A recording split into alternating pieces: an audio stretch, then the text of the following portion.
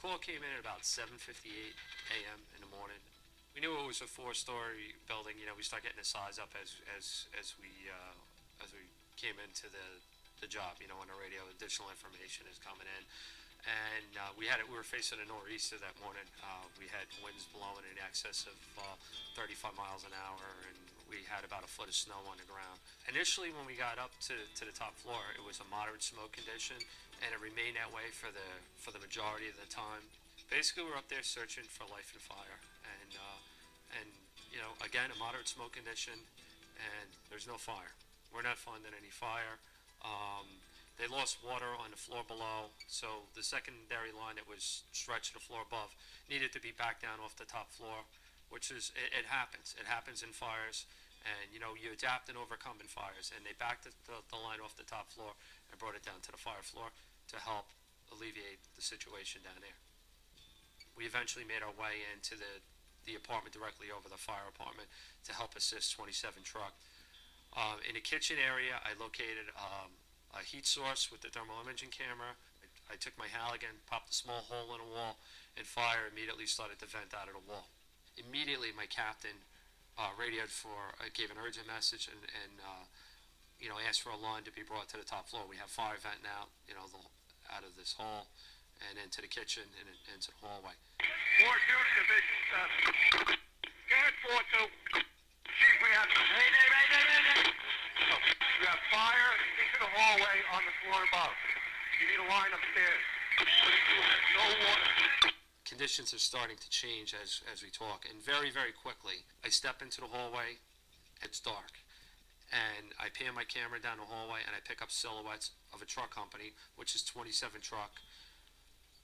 The area that we came in from is behind us, you know, our entrance to the apartment. So I know I got to go get these guys and tell them they need to come back. I walk down the hallway maybe 5 feet. I have a face-to-face with the firefighter that we later know that's firefighter Cawley of 27 truck. And I said, brother, we need to fall back. We got fire behind us. We need to go to the stairwell and wait for a line. He goes, we're trapped. I said, we're not trapped. I turn around and fire floor to ceiling. I should have been able to go through some pocket doors right to a fire escape, but that wasn't the case. Mayday. Let it do 7, mayday. You know what? Go ahead. You gotta get a hole in the roof before the steel blows down on everybody. Division 7 to mayday message. Good. Who's the mayday? The member from 27 truck. He's out of here. The mask has been lowered to him, and he's a member with him. But we need to get a hole in the roof. Somebody illegally subdivided this building to make more apartments where it should have been one apartment that we went in.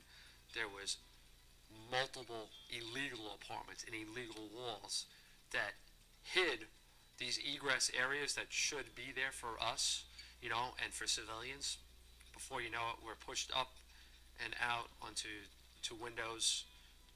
Hey, Battalion 1-7, all units on the roof. Back out to the stairway. Back out to the stairway. It's out the windows on the top floor. 1-7, inches 4-8. How do you make it out your line? Runners on the roof. You're going to need to send the roof over the side. Roof team, send the roof over the side to the 4th side of the building. Okay, 6-7 to the division.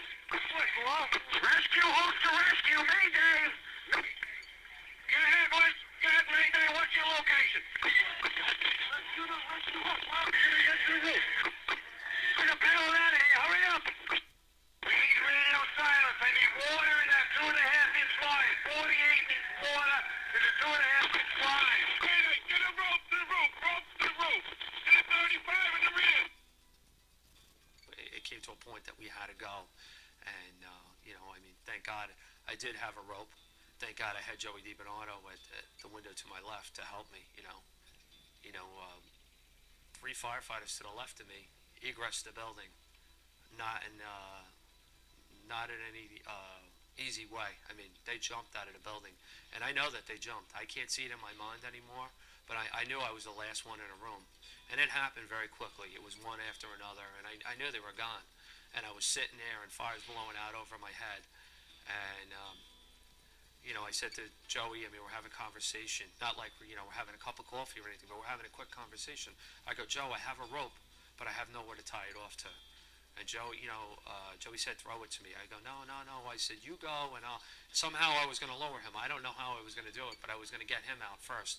And he says, throw it to me. You have a wife and kids, and I'll get you down first. So I threw him one end of the rope, and he wrapped it around his arm, and then he stood on the rope.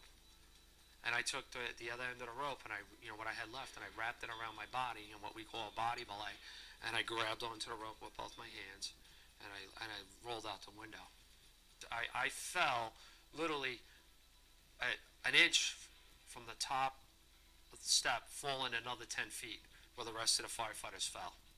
Where firefighter Cawley and Stolowski and Meyran and Bellew and firefighter DiBernardo ended up falling. So I fell 10 feet less somehow, and you know, I mean, I was in a world of hurt. I mean, I broke everything in my body. Everything that you can think I broke, I broke. 4 New York City firefighters did survive a remarkable leap of faith on January 23rd, but 2 fire lieutenants did not. Eugene Stolowski, Joseph DiBernardo, and Jeffery Cool have been on a roller coaster of medical ups and downs since the fire, fighting life-threatening infections and respiratory collapse. DiBernardo says he wouldn't mind fighting fires again, but Cool doesn't think it's in the cards for him. The ordeal has taught him to let go of anger in his life. All I want to do is one step at a time and get up and walk with my kids and enjoy life. Somebody, you know, I mean, the firefighters that were back there and EMS, they did an exceptional job, you know, taking care of us, you know, and they saved 4 of our lives. And, you know, unfortunately, we lost 2 of our brothers that day.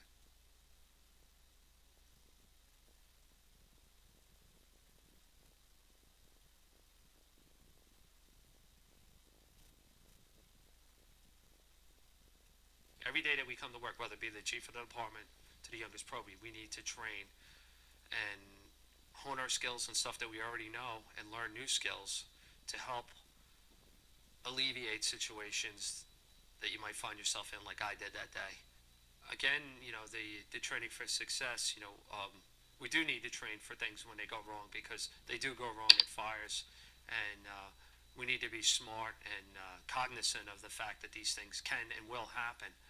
And we are interior firefighters. We fight the fire from the inside. We go in to save life and property, and we need to have the best equipment available, and we need to learn from mistakes. When you find yourself in a situation, we need to control ourselves as best as we can and find something deep within us to say, hey, you know what? Tommy over there is calling a mayday. Jeff over here has to slow down and allow this mayday to take, you know, to get acknowledged and try to see where it is. And I trained every which way to go out a window. And ultimately, where did I end up? I ended up on the ground, you know, some 40 foot below, busted up in a fight for my life. So if it can happen to me, it can happen to any firefighter, you know, I mean, anywhere in the country. And we need to be better at our jobs. The man that I once was, you know, our lives have changed. And I mean, I live with this every day, the pain. I'm in a doctor's office 3 days a week, dealing physically and mentally with where I am. My life has changed, you know. I mean, I would give anything, get one more time, get up on the rig,